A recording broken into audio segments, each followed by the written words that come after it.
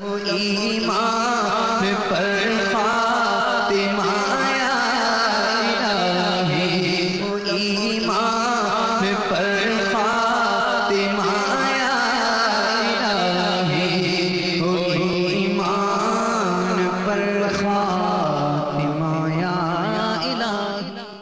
الحمدللہ رب العالمین والصلاة والسلام علی سید المرسلین، اما بعد فاعوذ باللہ من الشیطان الرجیم، بسم اللہ الرحمن الرحیم۔ الصلاة والسلام علیک یا رسول اللہ وعلی آلک وصحابک یا حبیب اللہ۔ الصلاة والسلام علیک یا نبی اللہ وعلی آلک وصحابک یا نور اللہ۔ نبی رحمت شفیع امت صلی اللہ تعالی علیہ وآلہ وسلم پر درود و سلام پڑھنے کے بے شمار فضائل ہیں۔ چنانچہ حضرت سیدنا ابو ہریرہ رضی اللہ تعالی عنہ روایت کرتے ہیں کہ پیارے نبی مکی مدنی صلی اللہ علیہ وآلہ وسلم کا فرمان عظمت نشان ہے کہ اللہ عز و جل کے کچھ سیاح یعنی سیر کرنے والے فرشتے ہیں، جب وہ محافل ذکر کے پاس سے گزرتے ہیں تو ایک دوسرے سے کہتے ہیں کہ یہاں بیٹھو۔ جب ذاکرین یعنی ذکر کرنے والے دعا مانگتے ہیں تو فرشتے ان کی دعا پر آمین یعنی ایسا ہی ہو کہتے ہیں۔ جب وہ نبی پر درود بھیجتے ہیں تو وہ فرشتے بھی ان کے ساتھ مل کر درود بھیجتے ہیں، حتیٰ کہ وہ منتشر یعنی ادھر ادھر ہو جاتے ہیں۔ پھر فرشتے ایک دوسرے کو کہتے ہیں کہ ان خوش نصیبوں کے لیے خوشخبری ہے کہ وہ مغفرت کے ساتھ واپس جا رہے ہیں۔ صلو علی الحبیب صلی اللہ تعالی علی محمد وعلی آلہ وصحبہ وبارک وسلم۔ حضرت سیدنا حسن بن حضر رحمت اللہ تعالی علیہ فرماتے ہیں کہ مجھے بغداد کے ایک شخص نے بتایا کہ حضرت سیدنا ابو ہاشم رحمت اللہ تعالی علیہ نے بیان فرمایا کہ ایک مرتبہ میں نے بصرہ جانے کا ارادہ کیا، چنانچہ میں ساحل پر آیا تاکہ کسی کشتی میں سوار ہو کر سفر کروں۔ جب وہاں پہنچا تو دیکھا کہ کشتی موجود ہے اور اس میں ایک کنیز اور اس کا مالک سوار ہے۔ میں نے بھی کشتی میں سوار ہونا چاہا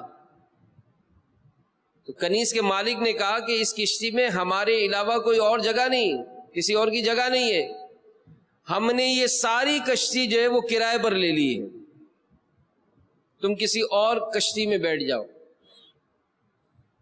کنیز نے جب یہ بات سنی تو اس نے اپنے آقا سے کہا کہ اس مسکین کو بھی بٹھا لو۔ چنانچہ اس کنیز کے مالک نے مجھے بیٹھنے کی اجازت دے دی اور کشتی جھومتی جھومتی بصرہ کی جانب سطح سمندر پر چلنے لگی۔ موسم بڑا خوشگوار تھا۔ میں ان دونوں سے الگ تھلگ ایک کونے میں بیٹھا ہوا تھا اور دونوں خوش گپیاں کر رہے تھے۔ پھر اس کنیز کے مالک نے کھانا منگوایا، دسترخوان بچھایا۔ جب وہ دونوں کھانے کے لیے بیٹھے تو انہوں نے مجھے آواز دی کہ اے مسکین تم بھی آ جاؤ ہمارے ساتھ کھانا کھاؤ۔ مجھے بہت زیادہ بھوک لگی تھی، میرے پاس کچھ کھانے کو بھی نہیں تھا، چنانچہ میں ان کی دعوت پر ان کے ساتھ کھانے لگا۔ جب ہم کھانا کھا چکے تو شخص نے اپنی کنیز سے کہا کہ اب ہمیں شراب پلاؤ۔ کنیز نے فوراً شراب کا جام پیش کیا، وہ شخص شراب پینے لگا۔ پھر اس نے حکم دیا کہ اس شخص کو بھی شراب پلاؤ۔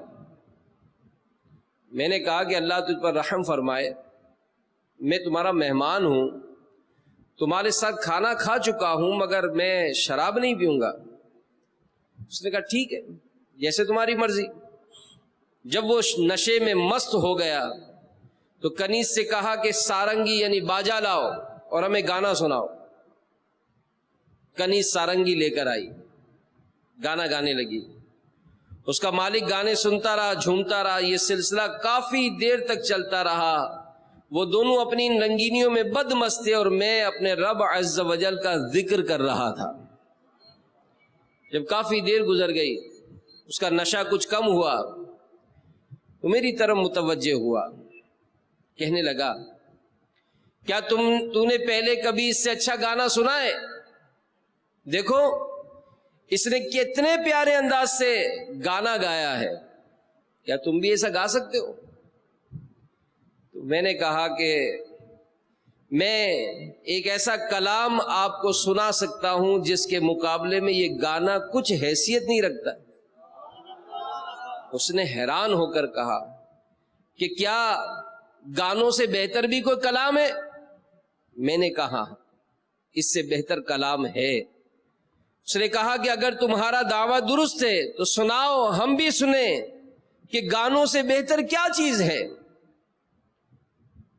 تو ابو ہاشم کہتے ہیں کہ میں نے سورۃ التکویر کی آیت تلاوت کی، اذا الشمس کورت واذا النجوم انکدرت واذا الجبال سیرت۔ جب دھوپ لپیٹی جائے، جب تارے جھڑ پڑیں اور جب پہاڑ چلائے جائیں۔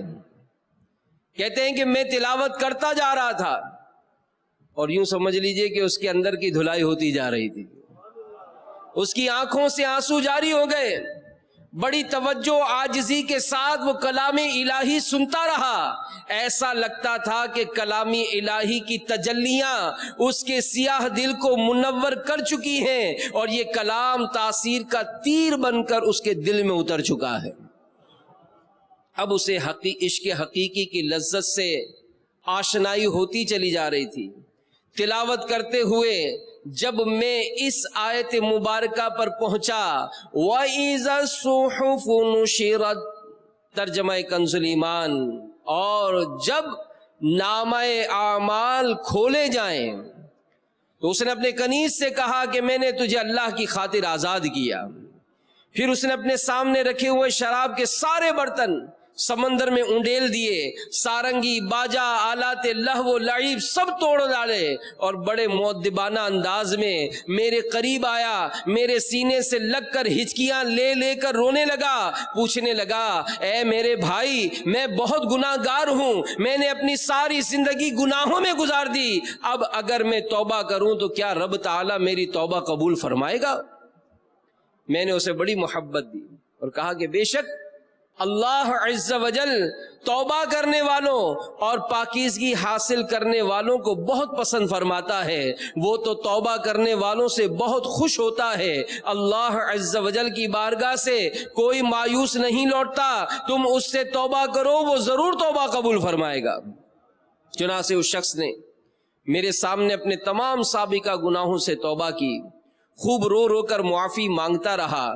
پھر ہم بصرہ پہنچے، ہم دونوں نے اللہ عز و جل کی رضا کی خاطر ایک دوسرے سے دوستی کر لی۔ 40 سال تک ہم بھائیوں کی طرح رہے۔ 40 سال بعد اس مرد صالح کا انتقال ہو گیا، مجھے اس کا بہت غم ہوا۔ پھر ایک رات میں نے اسے خواب میں دیکھا اور پوچھا اے میرے بھائی، دنیا سے جانے کے بعد تمہارا کیا ہوا؟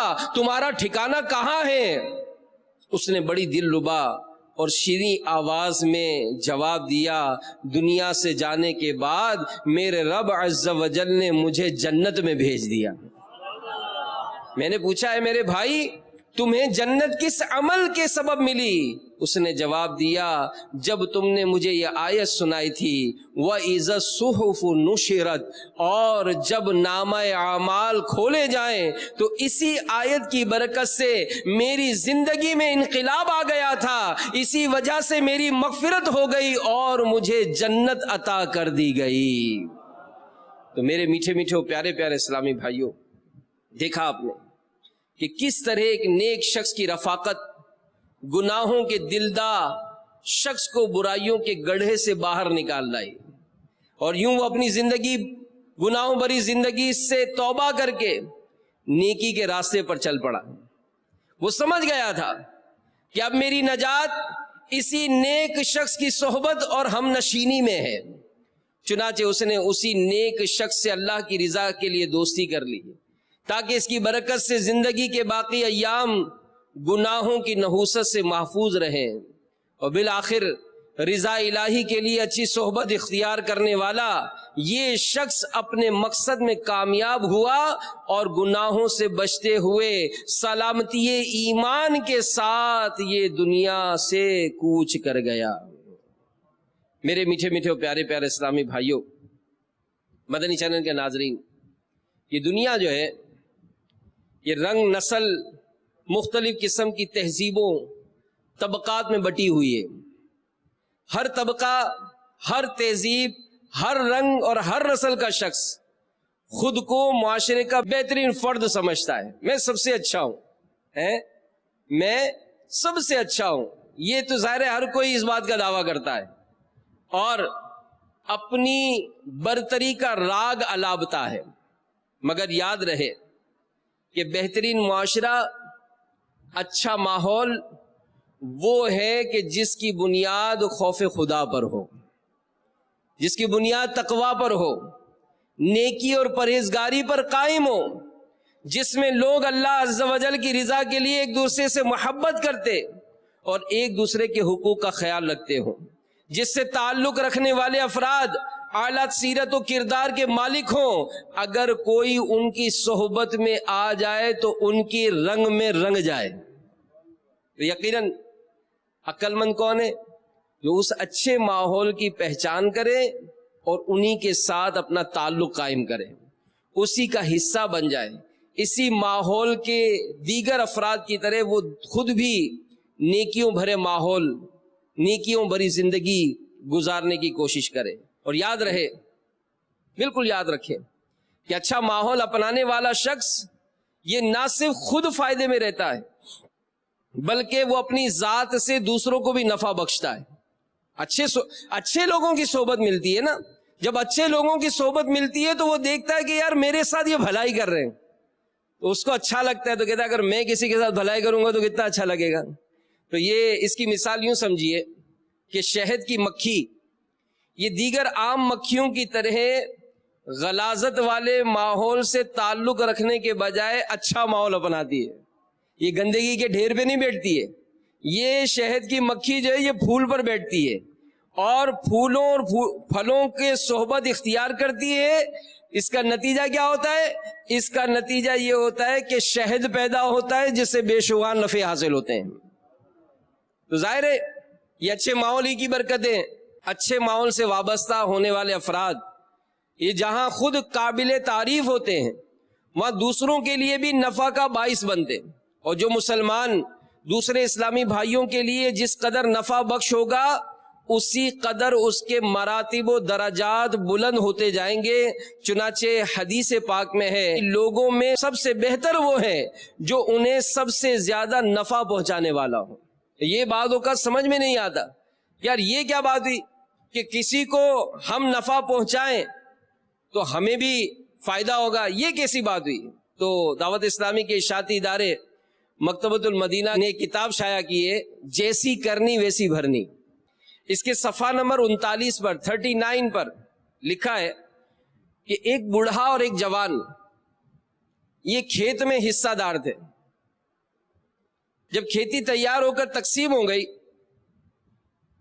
تو بوڑھا شخص اپنے حصے کی کچھ کھیتی، کچھ اناج یہ چھپ کر جوان شخص کے حصے میں یہ سوچ کر ڈالنے لگا کہ کچھ جوان کا ہاتھ کھل جائے گا۔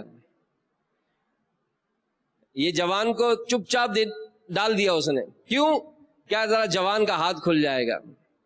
اچھا، جوان اپنے حصے کی کھیتی بوڑھے شخص کے حصے میں چھپ کر ڈالنے لگا اور یہ سوچ کر کہ اس کا کنبا بڑا ہے، یہ بزرگ جو ہے اس کے کنبا بڑا ہے, کھانے والے زیادہ ہے, چلو یار تھوڑا ان کے یہاں ڈال دو, چپ چاپ ڈال دیتا تھا تاکہ یہ جو ہے ان کی حاجت پوری ہوتی رہے. تو جیسے جیسے وہ دونوں یہ کام کرتے جا رہے تھے, گندم بھی بڑھتی جا رہی تھی, اس کے دانے بھی بڑے ہوتے جا رہے تھے. جب انہوں نے یہ چیز دیکھی تو ایک دوسرے کو بتائی. اس وقت کے بادشاہ نے اس گندم کا ایک دانہ لے کر اپنے خزانے میں رکھوا لیا تاکہ بعد میں آنے والوں کے لیے یادگار بن جائے. تو ہماری سوچ ہو نا کہ یار میں ذرا سا, اور یہ بزرگوں کا انداز رہا. ایک انوکھا دسترخوان امیر علیہ سنت نے بیان کیا کہ ایک جگہ دعوت ہو گئی, چند نیک لوگوں کی دعوت ہوئی. اب دعوت میں ہو گئے, لوگ آ گئے زیادہ, روٹیاں کم تھیں. اب صاحب خانہ نے ترکیب بنائی کہ روٹیوں کے ٹکڑے کر لیتے ہیں اور دسترخوان پہ ڈال کے سب کو بٹھا دیں گے, اور کسی بہانے سے چراغ بجھا دیں گے کھانے کے دوران. اب اندھیرے میں جب کھائیں گے تو سب اپنا اپنا حساب ٹٹول ٹٹول کر کھا لیں گے, تو اپنا بھی بھرم رہ جائے گا اور کام بھی پورا ہو جائے گا. خیر سب کو بٹھایا, ٹکڑے ڈال کر کسی بہانے سے اندھیرا کر دیا. اب جب سب منہ چلتا رہا, ہاتھ چلتے رہے, تھوڑی دیر کے بعد جب سمجھ لیا کہ سب نے کھانا کھا لیا, اب چراغ جلایا کہ دسترخوان کو اٹھایا جائے. لیکن جیسے ہی چراغ کو جلایا دیکھ کر حیران رہ گئے کہ سارے کے سارے ٹکڑے دسترخوان پر یوں ہی پڑے ہیں. یعنی سب نے ایک دوسرے کے لیے چھوڑ دیا کہ میں نہ کھاؤں, میرا بھائی کھا لے. تو یہ اسلام ہے, یہ دین ہے ہمارا, جو ہماری ایسی تربیت کرتا ہے کہ اگر ہم دوسروں کے لیے نفع بخش بنیں گے تو ہمیں دنیا میں بھی اس کی برکتیں ملیں گی اور آخرت میں بھی ملے گی. سیدنا ابو ہریرہ رضی اللہ تعالیٰ عنہ فرماتے ہیں رسول اللہ صلی اللہ علیہ وآلہ وسلم نے ارشاد فرمایا, جس نے کسی مومن سے دنیا کی تکلیف دور کی, اللہ عز و جل اس کی قیامت کی تکلیف دور فرمائے گا. جس نے کسی تنگ دست پر آسانی کی, اللہ عز و جل اس پر دنیا اور آخرت میں آسانی فرمائے گا. جس نے کسی مسلمان کی پردہ پوشی کی, اللہ عز و جل دنیا اور آخرت میں اس کی پردہ پوشی فرمائے گا. اللہ عز و جل بندے کی مدد کرتا رہتا ہے جب تک بندہ اپنے بھائی کی مدد میں لگا رہتا ہے. کر بھلا تے ہو بھلا, کر بھلا تے ہو بھلا, سب کا بھلا سب کی خیر. تو میرے میٹھے میٹھے پیارے پیارے اسلامی بھائیوں, حکیم الامت مفتی احمد یار خان نعیمی رحمت اللہ تعالی علیہ اس حدیث پاک کے تحت لکھتے ہیں کہ تم کسی کی فانی مصیبت دور کرو. فانی مصیبت, دنیا کی مصیبت یہ دور ہونی ہے, کیونکہ دنیا ہی دور ہونی ہے. تو فانی, مفتی صاحب فرماتے ہیں کہ تم کسی کی فانی مصیبت دفع کرو, اللہ تعالیٰ تم سے باقی مصیبت دفع فرمائے گا. تم مومن کی فانی دنیاوی آرام پہنچاؤ, اللہ تمہیں باقی اخروی آرام دے گا, کیونکہ بدلہ احسان کا احسان ہے. اور یہ حدیث بہت جامع ہے. کسی مسلمان کے پاؤں سے کانٹا نکالنا بھی ضائع نہیں جاتا. حدیث کا مطلب یہ نہیں کہ صرف قیامت میں ہی بدلہ ملے گا, بلکہ قیامت میں بدلہ ضرور ملے گا, اگرچہ کبھی دنیا میں مل جائے. مفتی صاحب فرماتے ہیں جو مقروض کو معافی یا مہلت دے, غریب کی غربت دور کرے, تو انشاءاللہ دین و دنیا میں اس کی مشکلیں آسان ہوں گی. جس نے کسی مسلمان کی پردہ پوشی کی, اس کے تحت مفتی صاحب فرماتے ہیں چھپے ہوئے عیب ظاہر نہ کرے, بشرط یہ کہ ظاہر نہ کرنے سے دین یا قوم کا نقصان نہ ہو. ظلمن قتل کی تدبیر کرنے کی مظلوم کو خبر دے دے. اخلاق اور ہیں, معاملات اور سیاست کچھ اور. تو بہرحال میرے میٹھے میٹھے پیارے پیارے اسلامی بھائیوں, اے مدنی چینل کے ناظرین, اپنا ذہن بنائیں. اور میرے آقا مکی مدنی مصطفیٰ صلی اللہ علیہ وآلہ وسلم کا ارشاد ہے کہ دوسروں کے لیے عافیت طلب کرو, تمہیں بھی عافیت نصیب ہوگی. اللہ تعالی ہم سب کو مسلمانوں کی خیر خواہی کرنے کا جذبہ نصیب فرمائے. اور میرے آقا اعلیٰ حضرت امام اہل سنت مولانا شاہ امام احمد رضا خان فرماتے ہیں کہ ہر فرد اسلام کی خیر خواہی ہر مسلمان پر فرض ہے. اور فرماتے ہیں کہ دل سے خیر خواہی مطلقاً فرض عین ہے, اور وقت حاجت دعا سے امداد و اعانت بھی ہر مسلمان کو چاہیے کہ اس سے کوئی عاجز نہیں, بلکہ مال یا اعمال سے اعانت فرض کفایہ ہے. ایک جگہ ارشاد فرماتے ہیں کہ مسلمانوں کی خیر خواہی ہر مسلمان کا حق ہے. تو اگر آپ تجارت کرتے ہیں تو غریبوں کو بجائے اس مہینے میں ہم مہنگا کر دیں ہم سستا بیچنے کی کوشش کریں, اللہ اس میں برکت دے گا آپ کو. آپ کر کے تو دیکھیں, ہو سکتا ہے کئی سال آپ نے بہت زیادہ نفع کمایا ہو, لیکن سال کے آخر میں آپ سوچتے رہے یار اتنا کمایا کچھ ہے ہی نہیں. آپ ایک دفعہ رعایت کر کے دیکھیں, ایک دفعہ مسلمانوں کی خیر خواہی کر کے دیکھیں, آپ کہیں گے کہ بظاہر پچھلے سال سے کم میں نے کمایا, لیکن یہ جو رقم ملی ہے نا, مجھے برکت والی رقم ملی ہے. تو اس طرح کے معاملات کرنے سے برکت ملتی ہے. ہمارے پیارے آقا مکی مدنی مصطفیٰ صلی اللہ تعالی علیہ وآلہ وسلم فرماتے ہیں, نیکی پرانی نہیں ہوتی, گناہ بھلایا نہیں جاتا, جزا دینے والا یعنی اللہ عز و جل کبھی فنا نہیں ہوگا, لہذا جو چاہو بن جاؤ, تم جیسا کرو گے ویسا بھرو گے, تم جیسا کرو گے ویسا بھرو گے. حضرت علامہ عبدالرؤف مناوی رحمت اللہ تعالی علیہ فرماتے ہیں کہ تم جیسا تم کام کرو گے ویسا تمہیں اس کا بدلہ ملے گا, جو تم کسی کے ساتھ کرو گے وہی تمہارے ساتھ ہوگا. تو بہرحال میرے میٹھے میٹھے پیارے پیارے اسلامی بھائیوں, اچھا ماحول ہوگا, اچھے لوگ ہوں گے. جب مدنی چینل پر مفتیان کرام کی, علماء کرام کی, نگران شورا کی اور امیر اہل سنت کی گفتگو سن رہے ہوں گے, آپ بتائیں دل کی تبدیلی کیسی ہوتی ہے, کیسی برکتیں ملتی ہیں. چھوٹے چھوٹے بچے, مدنی منع مدنی منیاں, گھر کے بڑے جوان عورت مرد, سب میں ایک محبت اور پیار کا ایک ماحول, مدنی ماحول بن جاتا ہے. تو بہرحال میرے میٹھے میٹھے پیارے پیارے اسلامی بھائیوں, وہ بہت خوش نصیب ہیں جو اللہ عز و جل کی یاد اور اس کے پیارے حبیب صلی اللہ علیہ وآلہ وسلم کے ذکر کرنے والی محفلوں میں, اجتماعات میں شرکت کرتے ہیں. مسلم شریف کی ایک طویل حدیث پاک میں ہے جس میں ان خوش نصیبوں کا ذکر ہے, اللہ کے ذکر کے لیے حلقہ بناتے اور جمع ہو کر اپنے معبود برحق کا ذکر کرتے ہیں. چنانچہ اس حدیث مبارک کے آخر میں نبی پاک علیہ الصلوۃ والسلام نے ارشاد فرمایا کہ فرشتے بارگاہ خداوندی میں عرض کرتے ہیں, اے رب عز و جل, ان میں فلاں بندہ بڑا گناہ گار تھا, وہ ان ذکر کرنے والوں کے قریب سے گزرا تو ان کے ساتھ بیٹھ گیا. مدنی آقا صلی اللہ علیہ وآلہ وسلم نے فرمایا, اللہ تعالیٰ فرماتا ہے میں نے اسے بھی بخش دیا. یعنی وہ ذکر کرنے والی ایسی قوم ہے کہ ان کے ساتھ بیٹھنے والا بھی بد نصیب نہیں ہوتا. اچھوں کی صحبت کیا فائدہ دیتی ہے کہ اگر کوئی گناہ گار ان کے پاس آ کر بیٹھ جائے تو وہ بھی رحمت الہی سے محروم نہیں ہوتا. اور جو خدا نہ خواستہ برے لوگوں کی صحبت اختیار کرتا ہے اور ایسے برے دوستوں کو کی کمپنی اپناتا ہے, تو دیکھا گیا کہ ماہ رمضان کی فضیلتوں میں بھی برا دوست اگر مل جائے, بظاہر کھانے پینے کے ناغا ہوتا ہے, یعنی بظاہر ہمارا روزہ ہوتا ہے, لیکن روزے کی روحانیت نہیں ہوتی, کیونکہ اس صحبت میں غیبتیں ہو رہی ہیں, اس صحبت میں جھوٹ بولا جا رہا ہے, معاذ اللہ اس صحبت میں فلمیں ڈراموں کی باتیں کی جا رہی ہیں, گندی عورتوں کی باتیں کی جا رہی ہیں, برے لطیفے سنائے جا رہے ہیں. تو ایسا نہیں کرنا چاہیے, بلکہ اچھے لوگوں کی صحبت میں ہی رہنا چاہیے.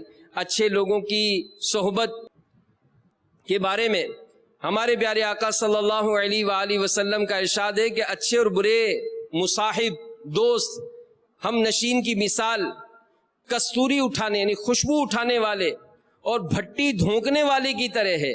کستوری اٹھانے والا یعنی خوشبو اٹھانے والا تمہیں تحفہ دے گا, یا تو تم اس سے خریدو گے یا تمہیں اس سے عمدہ خوشبو آئے گی. یعنی اگر کسی عطر والے کی دکان پر جاتے ہیں, اگرچہ ہم اس سے عطر نہیں خریدتے, لیکن تھوڑی دیر بھی اگر اس کی دکان پر بیٹھیں گے تو خوشبو آئے گی ہمیں. اور اگر کسی بھٹی والے کی دکان پہ گئے تو اگرچہ وہاں ہم کچھ بھی نہ کر رہے ہوں, لیکن وہاں کی آگ, وہاں کی چنگاریاں, وہاں کا دھواں یہ ہمیں نقصان پہنچا رہے ہیں. تو اسی لیے کہا گیا چنگے بندے دی صحبت یارو, جیویں دکان تاراں, سودا بھاوے مل نہ لئیے بھلے آن ہزاراں.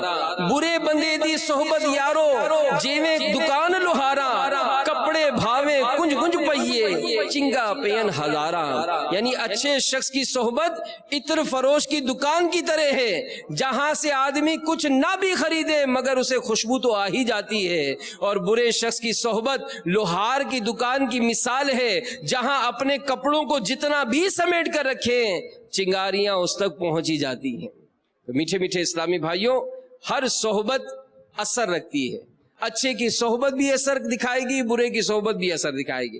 اور دعوت اسلامی کا مدنی ماحول ماشاءاللہ سبحان اللہ، اللہ تعالیٰ اس مدنی ماحول میں ہمیں جینا نصیب کرے اور اس مدنی ماحول میں ہی مرنا نصیب کرے. کیونکہ یہ مدنی ماحول تو ایسا ہے کہ اس مدنی ماحول سے جب وابستہ ہوئے اور موت کا وقت قریب آیا تو ان کی زبانوں پر گانے نہیں بلکہ کلمہ پاک جاری رہا. ایسے خوش نصیبوں کی قبریں بھی جب کھلیں تو ماشاءاللہ دیکھا گیا کہ ان کی قبر سال ہا سال گزرنے کے بعد بھی کفن سلامت ہے، جسم سلامت ہے، خوشبو کی لپٹیں آ رہی ہیں، اور اچھے اچھے خواب لوگوں کو دکھائی دیے گئے، کسی نے ان کو جنت میں دیکھا. اور آج تک ماشاءاللہ جو ان نیک لوگوں کی صحبت اختیار کی تو ماشاءاللہ ان کو ایصال ثواب کا بھی تحفہ پہنچایا جا رہا ہے. تو بہرحال میرے میٹھے میٹھے اسلامی بھائیوں، دعوت اسلامی کے مدنی ماحول سے وابستہ رہیے. اب یہ سن لیجئے کہ صحبت اپنانی کس کی چاہیے، یعنی ڈیفینیشن کیا ہے. اگر ہمیں چیک کرنا ہو کہ یار میں صحبت کس کی اختیار کروں تو سنیے، امام غزالی رحمت اللہ تعالی علیہ فرماتے ہیں کہ ایسے شخص کی صحبت اختیار کی جائے جس میں یہ 5 خصلتیں ہوں، 5 کوالٹیز ہوں. نمبر 1، عقل مند ہو، بے وقوف نہ ہو. نمبر 2، اچھے اخلاق کا مالک ہو. نمبر 3، فاسق نہ ہو. نمبر 4، گمراہ نہ ہو. اور نمبر 5، دنیا کا حریص نہ ہو، یعنی دنیا کا لالچی نہ ہو. تو اب اگر ایسے پر غور کرے تو ہم جن کی صحبت اختیار کرتے وہ کون ہے؟ ہم تو دیکھتے ہیں یار دنیاوی بس اس کے مطلب باتیں کرنا آتی ہیں اس کو، وہ اس کی باتیں ہنساتا بہت ہے یار، اس کی گیدرنگ میں جو ہے نا وہ بور نہیں ہوتے. تو عقل جو ہے نا یہ انسان کے لیے اصل کی حیثیت رکھتی ہے، کیونکہ بے وقوف کے ساتھ بیٹھنے کا کوئی فائدہ نہیں. بلکہ امیر علیہ سنت ایک مرتبہ اس کی مثال دیتے ہوئے فرمایا، ایک مرتبہ ایک شخص کہیں سے جا رہا تھا تو ایک ریچھ کو دیکھا، اس کے پاؤں میں کانٹا چبھا ہوا تھا، وہ بڑا خطرناک انداز سے چھپا ہوا تھا، اور وہ ریچھ تکلیف کے مارے جو ہے نا وہ بے چین تھا، تڑپ رہا تھا. اب اس شخص کو اس ریچھ پر بڑا رحم آیا، اس کے پاس گیا اور بڑی کوشش کرنے کے بعد اس نے وہ کانٹا جو تھا نا وہ نکال دیا. اب جیسے ہی کانٹا نکلا تو اس ریچھ کو سکون ہو گیا. اب ریچھ نے بڑی محبت سے اپنے محسن کو دیکھا جس نے کانٹا نکالا تھا. اب تھوڑی دیر کے بعد جب وہ شخص وہاں سے چلا تو ریچھ بھی اس کے پیچھے پیچھے چلنے لگا. یہ ادھر جاتا تو ریچھ بھی اس کے پیچھے پیچھے آتا، یعنی ریچھ نے اس سے دوستی کی آفر کی. اب وہ شخص جو سفر پر اکیلا تھا اس نے کہا چلو بھائی اب ریچھ ساتھ ہوگا تو روپ بھی پڑے گا اپنا، اس نے اپنے ساتھ رکھ لیا. اب چلتے چلتے چلتے جب ایک جگہ تھک گیا یہ شخص تو آرام کرنے کے لیے لیٹا، تو ریچھ بھی اپنے دوست کی حفاظت کے لیے بیٹھ گیا وہاں پر. اب تھوڑی دیر کے بعد اس ریچھ نے دیکھا کہ ایک مکھی جو تھی وہ بار بار وہ جو اس کا دوست سویا ہوا تھا اس کے ناک پر آ کر بیٹھ رہی تھی. وہ نیند میں بار بار ہاتھ مارتا، وہ مکھی پھر اڑ جاتی، بار بار آتا پھر اڑ جاتی. ریچھ قریب چلا گیا اور اس جیسے مکھی آ کر بیٹھتی وہ ہاتھ مارتا تو وہ بھی اڑ جاتی. اب مکھی مکھی ہوتی ہے وہ بازی نہیں آتی، تو بار بار ریچھ اڑاتا تھا وہ پھر آگے بیٹھتی. اب ریچھ کو آ گیا غصہ، اس نے اٹھایا پتھر کہ مکھی کو چھوڑنا ہی نہیں ہے، یہ میرے دوست کو تنگ کر رہی ہے. اب جو آ کر اس کی ناک پر بیٹھی اس نے وہ زوردار پتھر جو نا مکھی کو مارا. اب مکھی کو تو کیا لگنا تھا، مکھی تو اڑ گئی، دوست کا کام پورا ہو گیا، اس دوست کا کام پورا ہو گیا. تو یہ ہے بے وقوف دوست، کہ یہ بے وقوف دوست جس کے پاس ہم بیٹھے یہ اگر ہمیں نفع بھی پہنچانا چاہے گا پھر بھی نفع پہنچا نہیں سکے گا، کس کو اس کے بعد عقل ہی نہیں ہے. تو عقل مند ہو، عقل مند وہی ہوگا جو شریعت پر عمل کرنے والا ہوگا. جو شرابیں پینے والا، جوا کھیلنے والا یا نماز ہی نہ پڑھنے والا یہ عقل مند تھوڑی ہے. تو اگر آج ہم کہیں ایسے شہر میں جاتے ہیں جہاں سردی ہوگی تو بلینکٹ لے کر جائیں گے، تو جہاں کا سفر ہوگا وہاں کی تیاری ہوگی نا. تو عقل مند وہی ہے جتنا دنیا میں رہنا ہے اتنا دنیا کی تیاری کرے، جتنا عرصہ آخرت کا ہے اتنے آخرت کی تیاری کرے. تو اب اگر ہم دنیا میں کب تک زندہ رہیں گے ہمیں پتہ ہی نہیں ہے. تو عقل مند وہی ہے جو جتنا دنیا میں رہنا ہے اتنا دنیا کی تیاری کرے, جتنا عرصہ قبر اور آخرت کا ہے اتنا قبر اور آخرت کی تیاری کرے. تو جس صحبت کو اختیار کرے وہ عقل مند ہو. ہمارے مرشد عقل مند ہیں الحمدللہ. تھوڑی دیر بھی ہمیں اپنے ساتھ بٹھاتے ہیں تو ہمیں نیکی کی دعوت دیتے ہیں, ہمیں سنتیں سکھاتے ہیں, ہمیں دعائیں یاد کراتے ہیں. پھر دوسری بات, جس کی صحبت اختیار کی جائے وہ اچھے اخلاق کا مالک ہو. یعنی عقل مند اشیاء کی حقیقتوں سے واقف ہوتے ہیں, لیکن جب ان پر غصہ آتا ہے, خواہش کا غلبہ ہوتا ہے, بخل یا بزدلی غالب آ جاتی ہے تو اپنے نفس کی پیروی کرتے. تو یہ بھی دیکھا جائے کہ جس کی صحبت میں اختیار کر رہا ہوں وہ خوش اخلاق ہے کہ نہیں, ملنسار ہے کہ نہیں. ورنہ مطلبی انسان تو آپ کو پتہ ہے اپنا 1 روپیہ بچانے کے لیے دوسروں کے 10 روپے کا نقصان کر دیتے ہیں. تو فاسق نہ ہو, یعنی جو اپنے گناہوں سے باز نہ آئے, اس کی صحبت اختیار کرنے کا فائدہ نہیں. کیوں؟ اس لیے کہ علماء فرماتے ہیں کہ جو اللہ سے نہیں ڈرتا, جو اللہ کا خوف نہیں رکھتا, اس کے فساد سے کیسے بچ سکو گے. یعنی جو اپنے رب سے نہیں ڈرتا, جو اسے کھلاتا ہے, اسے پلاتا ہے, جس کو یہ ساری نعمتیں اس کے رب نے دی, جو وہ اپنے رب کا فرما بردار نہیں ہے تو تیرے ساتھ کیسے اچھا سلوک کرے گا. تو اس لیے فاسق یعنی گناہگار کی صحبت بھی اختیار نہ کی جائے. پھر اسی طرح گمراہ کی صحبت اختیار نہ کی جائے کہ وہ خود گمراہ اور بدبخت ہے, جو اس کی صحبت میں رہے گا اس کو بھی گمراہ اور بدبخت کرے گا. تو اس سے دور رہا جائے. اور اس ضمن میں بزرگوں کے کئی اقوال ہیں کہ جنہوں نے اس بات پر تاکید کی کہ جناب آپ دیکھیں کہ اپنا دین کس سے سیکھ رہے ہیں. تو ہمیں بھی چاہیے کہ ہم جس سے دین سیکھ رہے ہیں یہ ہے کون؟ عالم ہے, اہل حق ہیں, کون ہے؟ ان کا بیان سننے کی علماء اجازت دیتے ہیں, ان کی کتابیں پڑھنے کی علماء اجازت دیتے ہیں, ان سے مسئلہ پوچھنے کی علماء اجازت دیتے ہیں؟ نہیں. اپنا مطلب نکالنے کے لیے کسی سے بھی پوچھ لیا؟ نہیں. لائن آف ایکشن بنائیں اپنی کہ کس سے ہمیں بات کرنی ہے, کس سے ہمیں مسئلہ پوچھنا ہے. الحمدللہ دعوت اسلامی اس معاملے میں بھی آپ کے ساتھ ہے. آپ کو مسائل پوچھنے آن لائن دارالفتہ اہل سنت سے رابطہ کریں, نمبرز آپ کو دیے جاتے ہیں, ویب سائٹ پر نمبر دیے جاتے ہیں, آن لائن اس پر کیے جاتے ہیں, مدنی چینل پر باقاعدہ اس کے سلسلے ہوتے ہیں. دعوت اسلامی نے کتابیں لکھی, سب کچھ کیا. آپ بس دعوت اسلامی مدنی ماحول میں آ جائیں, انشاءاللہ آپ کو ہر چیز یہاں پر ملے گی انشاءاللہ. پھر فرمایا کہ دنیا کا حریص نہ ہو, یعنی ایسے شخص کی صحبت بھی اختیار نہ کریں, کیونکہ وہ اگر لالچی ہوگا تو ہمیں فائدہ نہیں پہنچائے گا. تو بہرحال میرے میٹھے میٹھے پیارے پیارے اسلامی بھائیوں, سیدنا لقمان حکیم رحمت اللہ تعالیٰ علیہ نے اپنے بیٹے سے فرمایا, اے بیٹے علماء کی مجلس کو اختیار کرو اور اپنے زانوں انہی کے سامنے بچھائے رکھو, کیونکہ دل حکمت سے زندگی پاتے ہیں جیسے مردہ زمین بارش کے قطروں سے زندگی پاتی ہے. اللہ تعالیٰ ہم سب کو عمل کی توفیق عطا فرمائے, آمین بجاہ النبی الامین صلی اللہ علیہ وآلہ وسلم. ایمان پر خاتمہ آیا